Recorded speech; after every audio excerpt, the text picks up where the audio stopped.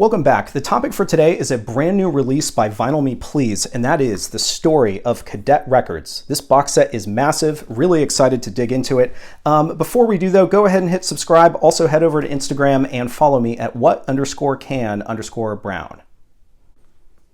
All right, so first, a little bit about this release.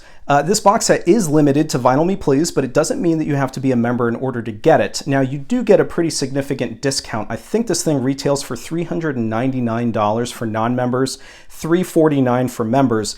It's still a pricey box set, gotta be honest. What really made it worthwhile for me is so in my previous video about Vinyl Me Please, I mentioned how you're allowed to take essentially store credit in exchange for some of the monthly releases. And every now and then I do that because I'm not necessarily always interested in the monthly release. So I had a bunch of store credit saved up. I was able to take a pretty significant chunk off the purchase price of this box set in order to help justify it. So I am going to do a little bit of a unboxing, even though I personally think sometimes those things are a little bit tacky, but I also know that people want to get a sense of what the box set looks like, whether it's good quality, etc. So I am going to do a little bit of a sort of voiceover unboxing for you. But before we do, I also just want to kind of give you a little bit of information about what you get with this box set. So first of all, here it is. Like I said, the thing is hefty. It's big. It's physically heavy, and you can tell that it's really well done. Nice material. It features, let's see. So I'm going to go down some of the albums that you get. So you get Terry Collier's Occasional Rain. You get the new Rotary Connections, Hey Love. You get Shades of Brown, which I think is just their self-titled. Ramsey Lewis's Mother Nature's Son. Muddy Waters, Electric Mud. Harold Land Quintet's The Peacemaker. Dorothy Ashby's Afro Harping. And Etta James' Tell Mama. Can see them all listed here. So as far as how they sourced these records in terms of like the did they source them from the original tapes? So this, I believe, are the details. So 7 of them are all analog, I believe. 6 of them mastered by Bernie Grunman, which are all analog. 1 is mastered by Barry Grint, and that is the Electric Mud title. I think that there's an issue with tape degradation on the Ramsey Lewis one, where one of the sides is actually digital because of that tape degradation. The other side is all analog. So really, I think the takeaway is they did the best that they could with the material that they had, and certainly Bernie Grunman has a ton of respect from the audiophile community, has done great work over the years, and so his stamp on this, I think, is a very good sign as well. So what else? These are all 180 gram vinyl pressings. And I'll show you what the covers look like here in just a second. These are also hand numbered. It's a mix of mono and stereo, so they didn't necessarily go with one or the other. I think that it might actually be that some of this material wasn't available perhaps in both formats, which is why you have kind of a mix of mono and stereo. But anyway, what else? I mean, yeah, there's also a booklet, but here, I tell you what, let's just do the unboxing and you can kind of get a sense of exactly what's included in this thing. All right, so this thing came in a pretty sturdy box here, as you can see. Actually plenty of padding. What they did is they put in this this kind of like foam padding on all sides to sort of protect the corners of the box set. Comes with a letter actually by the founder's son, I believe. It's kind of like a sort of written statement that sort of indicates his participation. Also comes with a really nice cadet sticker for those of us who collect stickers. As you can see, this thing is pretty sharp, was well protected, comes in shrink wrap as well. So yeah, looking forward to obviously diving into it at this point. All right, so now you can see it outside of its shrink. You got this really nice graphic on the inside where the sort of pocket is, where all of the that holds all the records, kind of stuck here. And yeah, so what you can see here is that 36-page booklet that is up front. And it's pretty nice. So it sort of you can see it's nice topography that sort of matches the style of the cadet logo. And you've got the Story of Cadet, which is extensive. And then you sort of have these like separate features for each album. So more than the liner notes, you have like, some additional content on each record. And taking a look at each of them individually, hopefully what comes across is that these are really nice. I mean, the colors are really nice. The cover feel is quite nice as well. I just think they did a really good job reproducing really each of these titles. So yeah, I mean, hopefully that quality is something that comes across in the video, because I assure you that it's there. All right. It just occurred to me, I don't have any of the pictures on the wall. Most of my videos, you're probably used to seeing a white wall with a bunch of photos on it. I'm in the middle of painting. That's why there's some like painter's tape on the back wall. As you might imagine, the wall with all the records on it, or the majority of the records, is the hardest one to paint, because you got to move everything out, take all the records out. Anyway, almost done. I'll have everything back up here very shortly. So back to this, you saw each of the titles, and I think that you probably know my opinion already, at least in terms of which ones I'm most excited about, and that is because I collect jazz.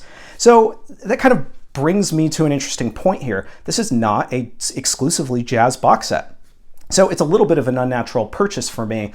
But at the same time, I don't think that vinyl manufacturers or labels are necessarily paying attention to those of us who are so genre specific, right? Like if it's good music, then who cares? And also what's the line between blues and jazz and some other styles? I mean, it's very arbitrary, and a lot of people don't like labels. So, here's the thing. Yes, I'm not quite doubling my non-jazz records here with this purchase, but not far from it. But I'm excited to get into all this music that I've never heard before.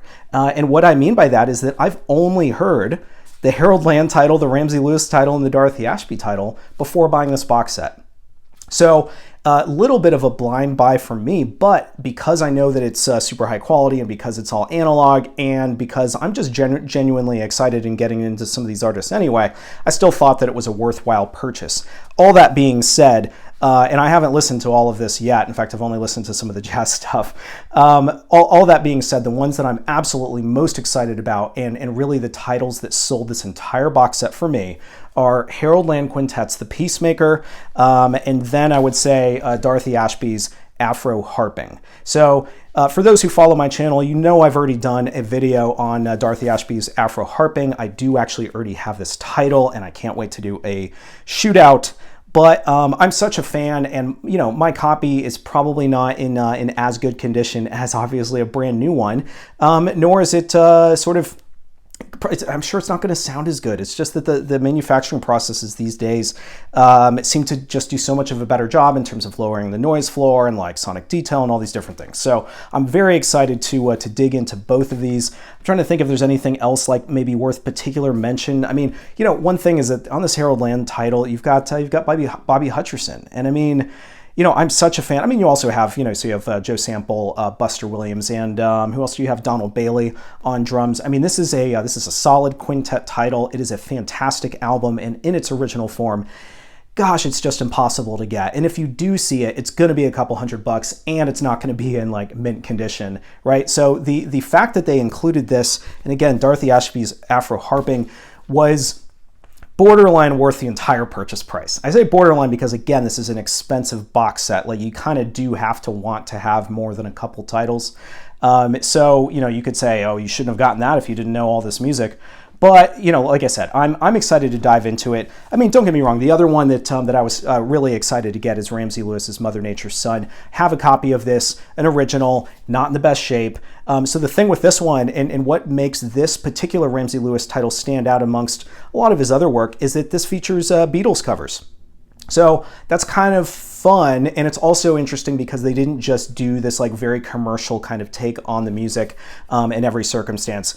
But so some of the titles that you have on here, you have Mother Nature's Son, Rocky Raccoon, Back in the USSR, Dear Prudence, Blackbird. Overall, there's some really great stuff on this thing.